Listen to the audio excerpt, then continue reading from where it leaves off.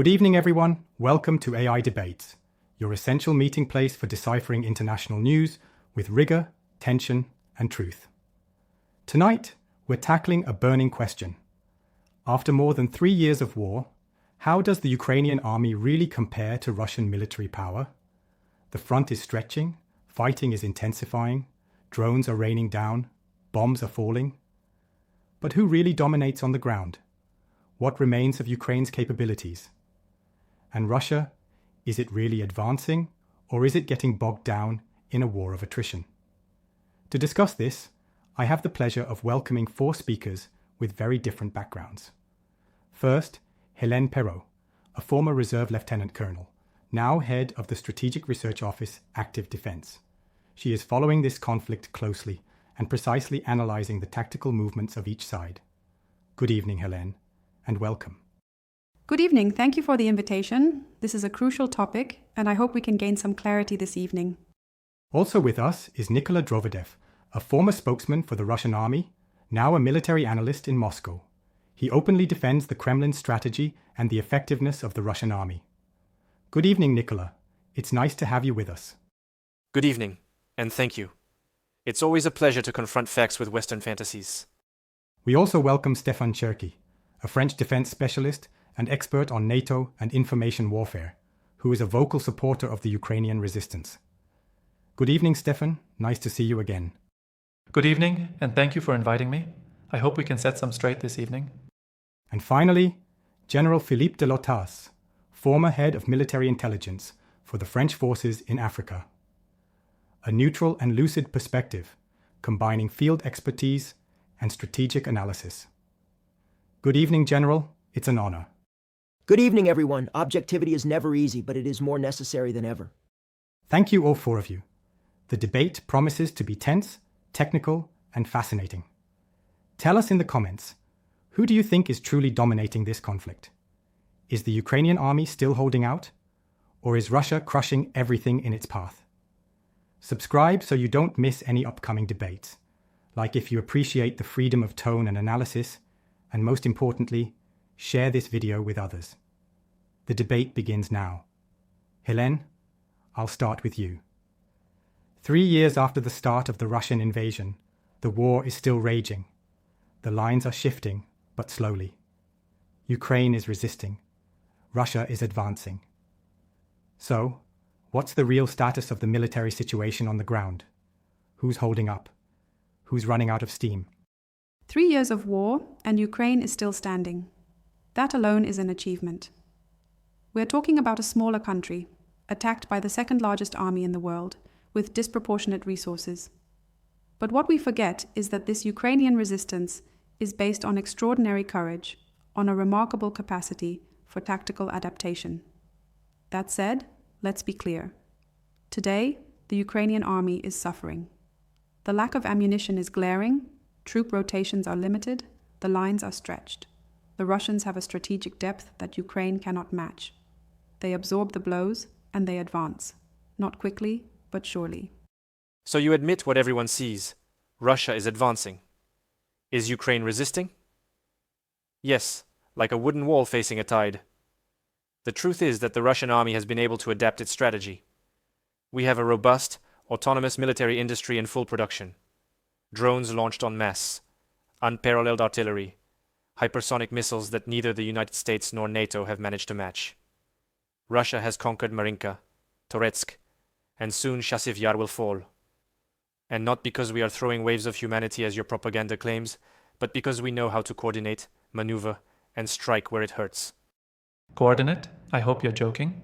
Your army is advancing because it's throwing thousands of men, sometimes North Koreans, at Ukrainian positions, hoping the defenders will eventually run out of bullets. This is a human steamroller strategy, not a blitzkrieg. And your so-called technological supremacy? It collapses as soon as you look at the tank losses, the command errors, the helicopters shot down by portable missiles.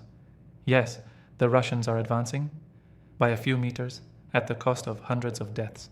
We call that a massacre. Gentlemen, madam, let's calm down. We must maintain a cool head. Russia is advancing. That's a fact. It has the advantage of mass, manpower, munitions, industrial capacity. It is waging a war of attrition, but it also has flaws, persistent logistical problems, often ineffective inter-service coordination, and above all, an air force hampered by a still solid Ukrainian air defense system.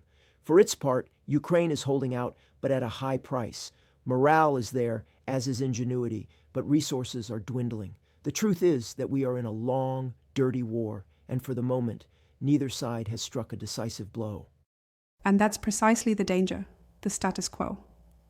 Because the longer it lasts, the more Ukraine becomes exhausted. However, if we allow Moscow to continue to advance slowly but surely, we will end up with a Ukraine cut in two, then surrounded. This is what is needed. Demilitarize Ukraine, neutralize its threat, and restore a security buffer zone. This is a security operation for Russia, not an imperialist war. Buffer zone? You've illegally annexed 4 regions, massacred civilians, and bombed hospitals. Don't talk about security. This is a war of conquest. What I see above all is that the front line is getting bogged down, and that both armies are paying a very high price. The war is far from over, and the coming months will be decisive. Hélène Perrot, I'll begin with you. Ukraine is still holding out, largely thanks to Western military support. But this support has been deemed too slow, too timid, and sometimes inconsistent. What role does this support really play in the Ukrainian resistance? Is it still up to par? Clearly, without Western arms deliveries, Ukraine would have been wiped out in the first months of the invasion. It's thanks to the HIMARS, the Caesar howitzers, the Leopard tanks, and the Storm Shadow missiles that Kyiv was able to strike, hold, and counterattack. But let's be honest, this support has always been a war behind schedule. Each time we hesitate, we debate, we stall, while the Russians strike. It took more than a year to send heavy tanks, and today we're still quibbling over sending F-16s, while Ukrainian soldiers are being massacred in Donbass. If we really want to make a difference, we need to speed up, send the right equipment, in quantity, and above all, let the Ukrainians strike where it counts, the Russian rear, the logistics bases, the enemy territory. Thank you for this demonstration of confession. You just said that without NATO, Ukraine would no longer exist. That's the whole truth. It's a proxy war. The United States, France, and Germany are using Ukraine as a pawn. But here's the problem. Russia is adapting. Your weapon systems are being identified, circumvented, or neutralized. The Leopard tanks, burned in the plains of Zaporizhia. The Storm Shadow missiles, intercepted. Your drones, jammed. Russia has modernized its warfare, produced it locally, and knows how to absorb blows. Western support only prolongs Ukraine's agony, at the cost of massive debt for your economies, and a needless bloodbath for the Ukrainian people. Nikola, you speak as if Ukraine were a NATO colony. It's insulting. Ukraine is a sovereign country that has chosen to resist. And yes, we're helping it. Because if we don't help it, tomorrow it'll be Moldova, the Baltic states, Poland. The real problem is our timidity. Through fear, through constantly receding red lines, we're letting Russia set the pace. Ukraine needs everything now, not in 6 months. Time in this war is against us. And as for Russian losses, let's talk about them. 350,000 men killed or wounded, an army bled dry, forced mobilizations, an economy surviving thanks to North Korea and Iran. Is that victory in your opinion? The facts are simple. Ukraine survives militarily thanks to the West. But this support, even if it remains piecemeal, timid, and sometimes bureaucratic, cannot be enough to turn the tide of the war. From a strategic perspective, the West is in a limbo, helping without provoking escalation. The result, arms flows that are too late, too dispersed, and often inappropriate. Meanwhile, Russia is adapting its production lines, receiving discreet aid from China, and mobilizing its reserves. The balance of power is slowly shifting. If the West wants to prevent a Russian victory, it will have to assume a much stronger, more structured commitment. But the question is, do they have the political will? And while we debate in Brussels, Washington, and Paris, Ukrainian soldiers are dying in the trenches without shells or reinforcements. We must choose. Either we truly support, or we stop pretending. Support? You're prolonging a war you can't win. And the longer it lasts, the more Ukraine will be destroyed. Russia, on the other hand, will hold out. It's at home. It has time. No, she's not at home. She's in Ukraine, and sooner or later, she'll pay the price for her aggression. What is certain is that this war will not be won by half measures. It requires clarity, coherence, and strategic courage. And for now, this courage is lacking in the West. Stéphane Cherki, it's up to you to open this route. After more than 3 years of war, Ukraine continues to resist. But on the ground, it is losing ground, facing a powerful, structured, and determined Russian army. What tactics can Ukraine still adopt? Does it have a real credible resistance strategy against Russia? Ukraine cannot defeat Russia with traditional conventional means. Russia has the mass, that's obvious. But Ukraine can and must continue an asymmetric war, harass, strike at the rear, and sabotage Russian logistics. We've seen it. The strikes on Belgorod, on the oil depots, on the Crimean bridges have a real impact.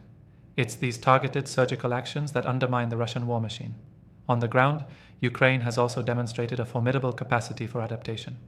Drone units, small mobile groups, tactical innovations. But for this to work, it needs depth and renewal. And for that, once again, it requires weapons, support, and a more agile command. This isn't a war of position, it's a war of intelligence. And in this respect, Ukraine remains formidable. Formidable? Let's be serious. What is the Ukrainian strategy? Sending civilians to be massacred to protect razed villages? Striking logistics depots 500 kilometers away to establish communications? Russia, on the other hand, applies a proven doctrine. Pin down, encircle, destroy. We crush methodically. We advance slowly, yes, but surely. And when you talk about asymmetric warfare, you forget that Russia is also adapting. Our rear lines are protected. Our drones, our jamming systems, our strategic aviation. Ukraine can no longer surprise. The truth is that Ukrainian plans are running up against a wall of steel. Their strategy is survival. Ours is victory. Nikola, your steel wall is rusty. You're advancing, yes, but at what cost? Tens of thousands of deaths for a few kilometers. You call that a strategy? Ukraine has a structural disadvantage. No strategic depth, few resources, external dependence. And yet, it resists. Why? Because it has the moral advantage, knowledge of the terrain, the ability to surprise. But it must be said, without a change in Ukrainian military planning, without better coordination between general staffs, without real decision-making autonomy on the ground, Ukraine will always lag behind Russian maneuvers. The problem isn't Ukrainian courage. It's the absence of a stable strategic framework. You can't wage a modern war with shifting political directives and uncertain alliances. This debate is revealing. The Russians are advancing, but in a crude manner, with heavy logistics and an updated Soviet doctrine. They are paying dearly for every kilometer. The Ukrainians are resisting, but without momentum, without long-term vision. The root of the problem is that Ukraine doesn't control the tempo. It reacts more than it anticipates. Its tactic, attrition, its strategy, survival. This is not sustainable in the long term. It needs to redefine clear objectives, concentrate its forces on decisive points, and above all, reorganize its high command. Because today, confusion reigns. And faced with a Russian army that, despite its flaws, is advancing as a whole, this disorganization is lethal. Ukraine still has cards, but they are running out, and they will have to be played quickly and well. Courage is not enough, but it is there. And as long as it is there, the war is not lost. Courage is no substitute for armored vehicles, and Ukraine no longer has any. What you call an invincible army is a slow army, vulnerable to the slightest targeted strike. It's not speed that matters, it's intelligence. And in this area, Ukraine still has lessons to teach. Except wars are won with ammunition, not quotes. Thank you all four for this passionate debate, rich in insights. Before we leave, I'll leave you with one final sentence. The last word is yours. Hélène Perrot, we'll start with you. Ukraine may not win this war, but it has already taught Russia a lesson in courage that history will not forget. Thank you, Hélène. Nikola Drovedev, it's your turn. The Russian army advances, it crushes, it will win. Ukraine still resists, but not for long. Thank you, Nikola. Stéphane Cherki, your final words? Despite the suffering, despite Western delays, Ukraine is holding firm. And as long as it holds firm, Russia will not be able to celebrate victory. Thank you, Stéphane. General De Lottaz, it's your turn to conclude. Russia advances, Ukraine resists, but this conflict has become a global war of attrition, and no one will emerge unscathed. And you? What do you think? Does the Ukrainian army still have a chance to turn the tide? Or are we witnessing a slow but inexorable defeat at the hands of the Russian war machine? Let us know in the comments. Subscribe so you don't miss any debates, like if you enjoyed the quality of the discussions, and share this video with others. Thank you all, and see you soon on AI Debates.